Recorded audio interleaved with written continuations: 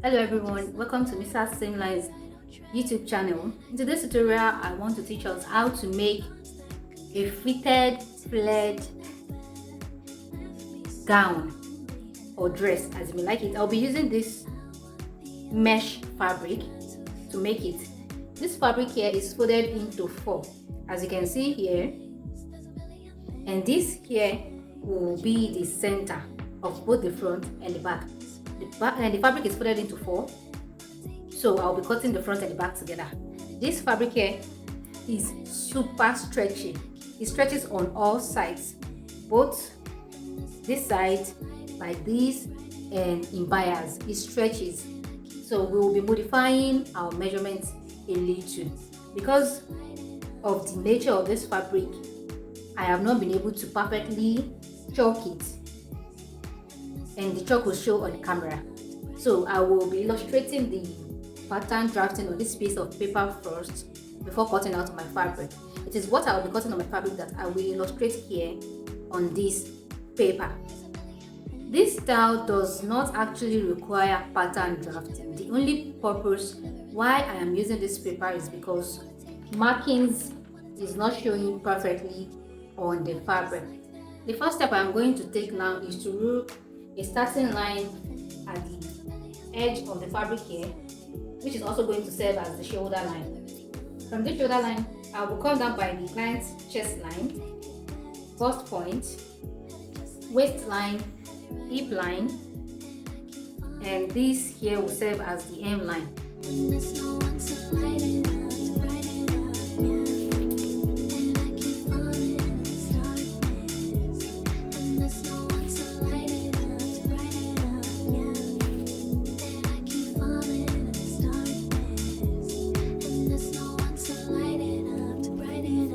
I will take half of the shoulder measurement on this shoulder line here, as well as on the chest line.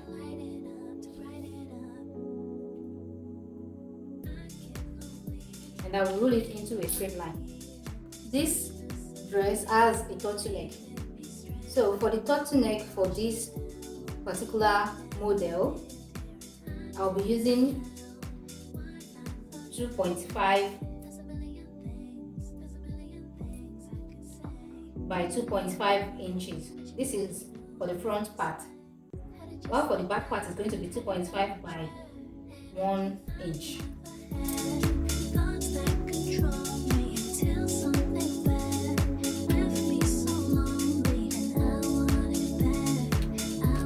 On the armhole line here, I will come down by 1 inch for my shoulder slope and connect it to this neck width part. Now let's take half of the armhole line that we have here and come in by half of an inch. So on the chest line here, I'm going to input the model's bust measurements divided by 4, which is 9 inches, minus 1 inch. Remember, the fabric we are using is very stretchy, and we want the dress to be fitted at the upper part. So I'll be removing 1 inch from the 9 inches, and the measurement is here. Now I will connect these lines together.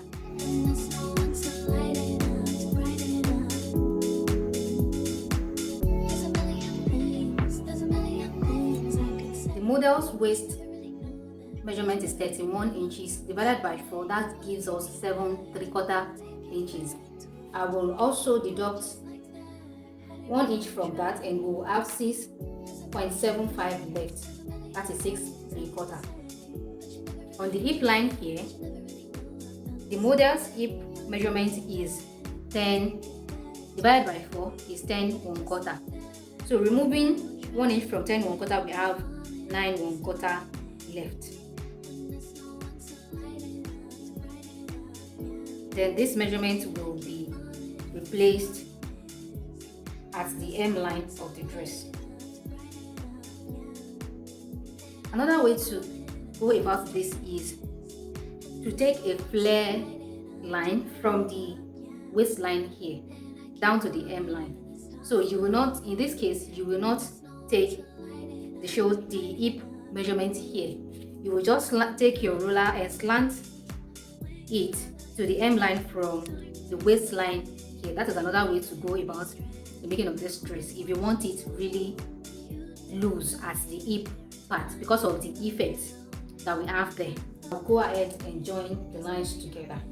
There's a million things I could say, but you never really knew that, but you never really knew I felt this way. Had it just like that, had it right on track, and I keep finding never had thoughts that control me until something bad. As it is now, we are done drafting the pattern for the dress. So you can go ahead and cut it out. And one more thing is that ensure that the length of your gown is longer than the length of the person that's going to wear it. Assuming you can add about 3 to 5 inches to the actual length of the person. This is because after the dress is gathered, ruched together at the waist area, it is going to reduce the length of that dress. So ensure that you add to the actual length of the dress. This here is for the front and the back. The only difference we have is on the neck part. The fabric I have folded into 4 here is 2 yards, and I'll be using the entirety of that for the width of the gown.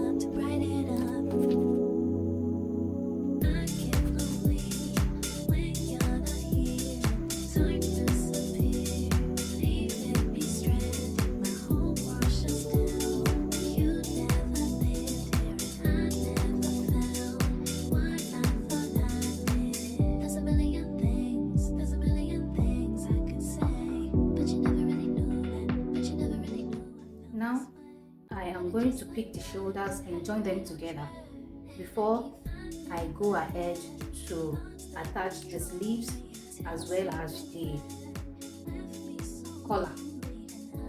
Measuring around what I have on the back neck width and also the front, I have 5.5 on the back neck width and 8.5 on the front neck width.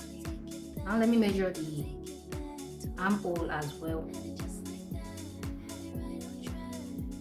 In this armhole line I have 14 inches. I'll set the fabric aside now. Before drafting the pattern for the collar, let's make our calculations first. Remember, while we measured round the collar, on the front we have 8.5 inches and on the back we add 5.5 inches. Now from these two digits, I am going to deduct 0.5 inches from these two numbers. So on the front, minus 0.5 inch, we are going to have 8 inches left, and on the back, minus 0.5 inch, we are going to have 5 inches left. So these now are our new measurements for the circumference of the neck. So bringing these digits now, I am going to divide it into 2. That will give us 4 inches. This one into 2 as well, and we'll have 2.5 inches. So I want to divide this baseline into 2 to find the center. I'm going to label this part, the front part, this back, this part, and the back part. So in this front part, I'm going to place this 4 inches there.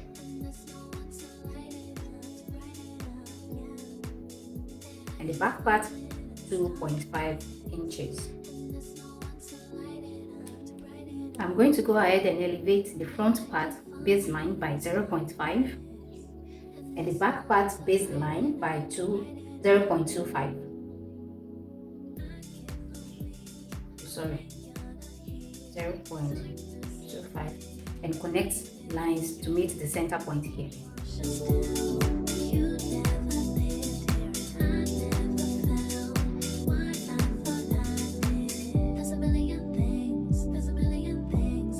Now I'm going to input the measurement I want, the height I want the collar to be. I want it to be 1 inch. To place this, I'm not going to place it straight up like this or slanted, because I do not want the upper part of the collar to be the same width or length as the bottom part. This is going to let your collar out a slack look. It's going to be slack, not going to be firm around the neck. So that's the reason I'm placing it slanted like this. 1 inch at the center point, and the 1 inch for the back is also slanted.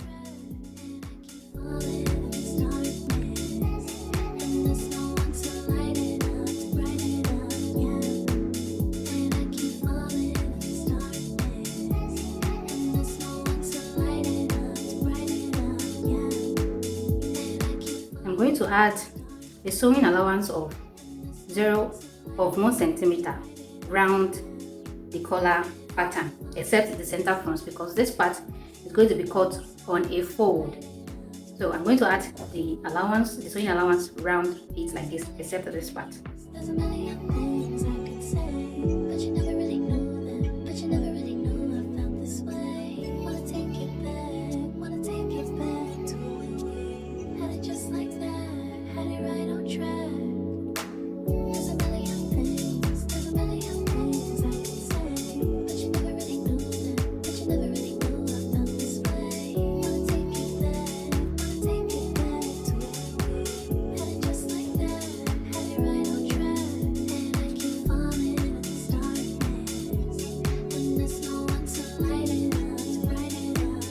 Labeling the parts now, the center front. This is the shoulder. While you're cutting on your fabric, make sure you notch it so you can place it where it's supposed to be at the shoulder joint. This is the center front and this is the back. And I keep falling in this darkness, and there's no one to light it up, to brighten it up.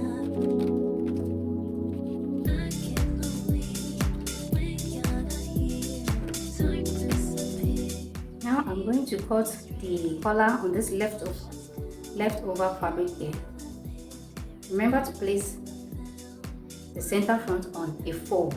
There's a million things I could say, but you never really knew that, but you never really knew I felt this way. Had it just like that, had it right on track, and I keep finding never had. Now I'm going to place the notch here at the shoulder, also at the center front. Next step now is for me to take it to the sewing machine and stitch round the back part, the upper part like this, with the 1 centimeter allowance which I gave it while cutting on the pattern. After stitching the edges around, I'm going to trim the allowance off a little, then turn the fabric to the wrong side, to the right side.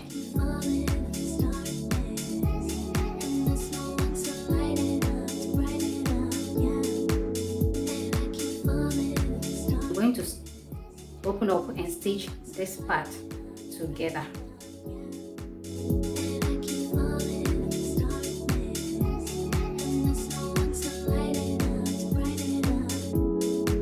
Join the collar together now.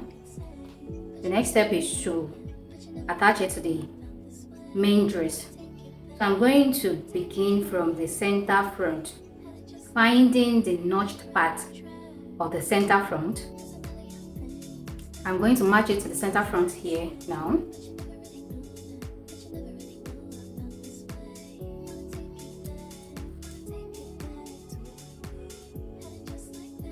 placing a notch here at the center of the back. I'm going to match the collar to that point. This is the notched part for the shoulder joining. I am going to match that as well.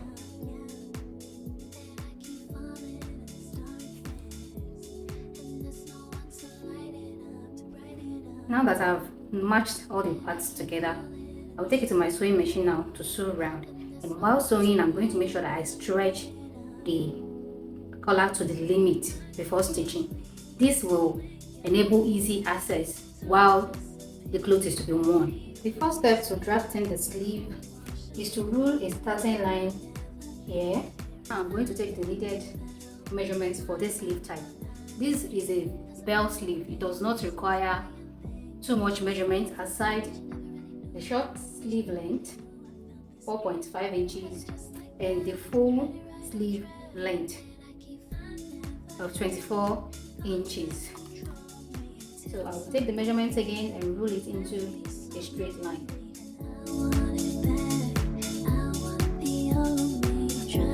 Now this line here, the armhole circumference of the dress while we took it was 14 inches. So I am going to deduct 1 inch from that, 13 inches. 13 inches divided by 2 gives us 6.5. And that is what I'm going to take here on this line.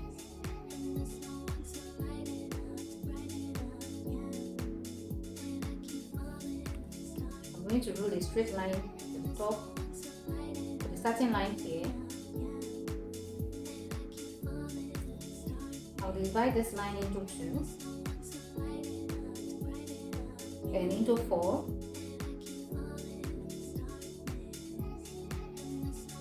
On this upper part here, I'm going to come up by 0.5 inches. On the last line here, I'm going to come down by 0.5 inches. Then I will curve the lines together.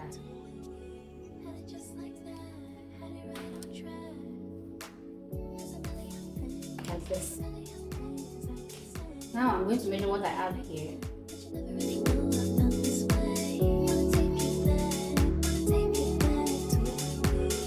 This is where our 7 inches stopped for the armhole circumference. Remember that we are cutting this on a fold. So 7 plus 7 or 7 times 2 is 14 inches. That is where we are stopping here. And from here, I'm going to slant it for the bell sleeve effect. The model's wrist circumference is 6 inches. First of all, I will divide that here into 2 and establish it 3 inches. I'm going to add 6 inches extra. So this is what we have here. Now I'm going to rule a straight line from here to this place. Here now, we can either leave it as it is or you can curve the edge a little bit. So I'm going to come up here by 1 inch and curve it like this. I do not want the edge, the wrist part of the sleeve here to be pointy at this side here. That is why I curved it like this. If you want it pointy, you can leave yours without slanting it. Now I will cut out the pattern.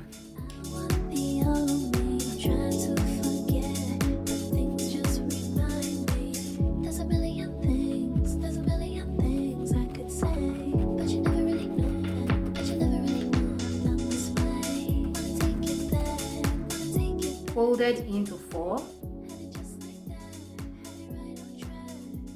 and this is where I am going to cut out the sleeve. This part will be cut on fold, and that is why we place it on the folded part of the fabric here.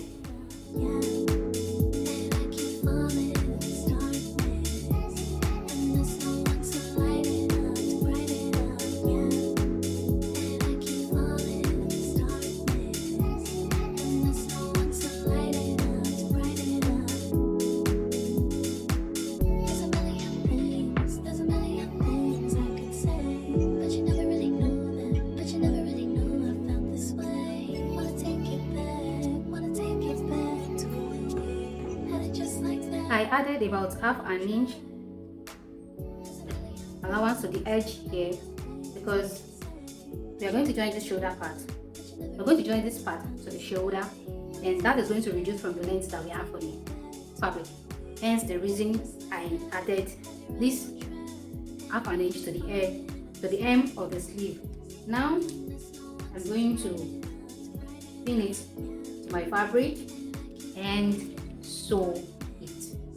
And there's no one to light it up, to bright it up, yeah. And I keep falling in this darkness. And there's no one to light it up, to bright it up, yeah. And I keep falling in this darkness. After attaching the collar to the neckline and also the sleeves, now I am going to join the sides of the dress. It is very important that while you are stitching the collar, you stretch the fabric to its limit as you are sewing. This is to enable you to be able to wear the dress easily. So now I'm going to pin the sides together and stitch. But you never really knew that, but you never really knew I felt this way. Had it just like that, had it right on track. And I keep finding. I have gone ahead to sew the sides of the dress together. Now I'm going to serge all the same lines together at the collar, the armhole, and the sides as well. Then the sleeve part. So now for the effect in the front of the dress, I am going to come down below the waist by 3 to 4 inches. So the effect is below the waist and above the hip line. So I'm going to place it at 20 inches here, and I'm going to take my needle to make the effect.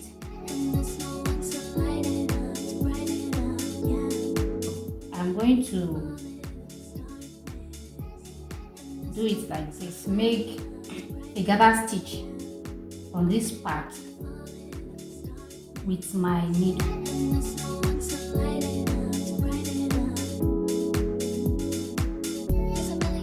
And drag it up like this. I'm going to make the gather stitch for a while before dragging it up.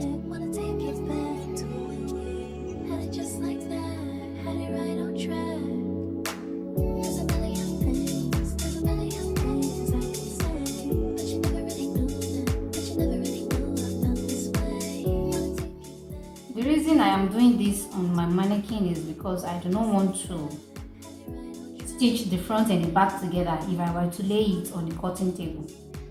However, if you do not have a mannequin, you can do this before joining the sides of your dress. Can you see? But I don't want, this is not enough for me. I want to make more.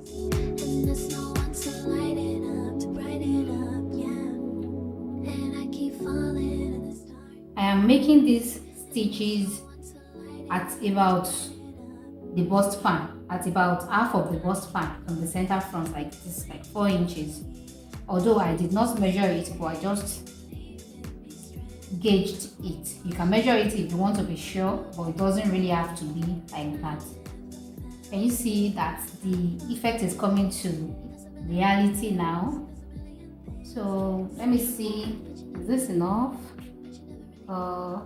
Let me make it.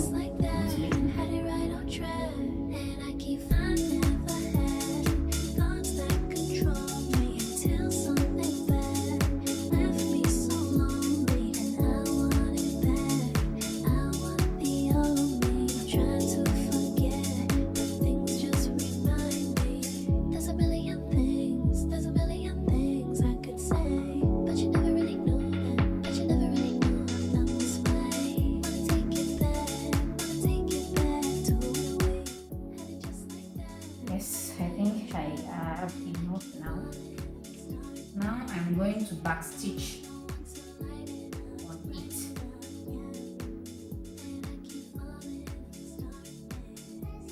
I'll hold it together like this and back stitch on it. So holding the gather together like this, I'm going to stitch it down.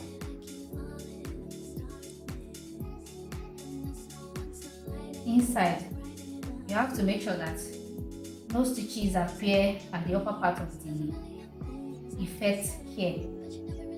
So I'm making the stitches to hold it together on the inside.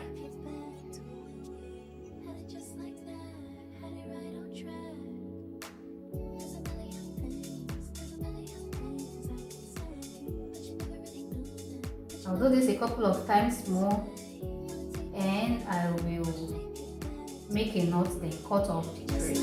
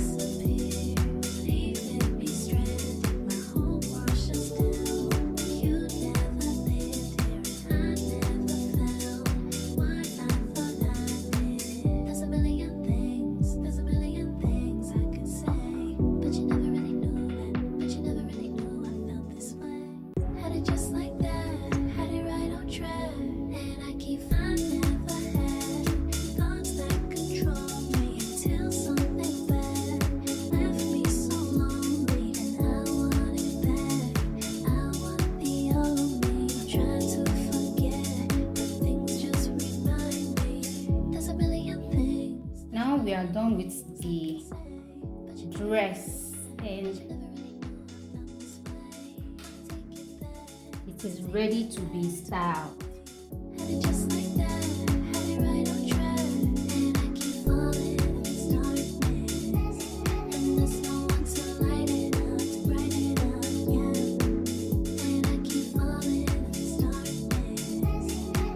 Thank you so much for watching the tutorial. Kindly like the video, subscribe to the channel, and share the content. I'll see you in my next tutorial. Bye.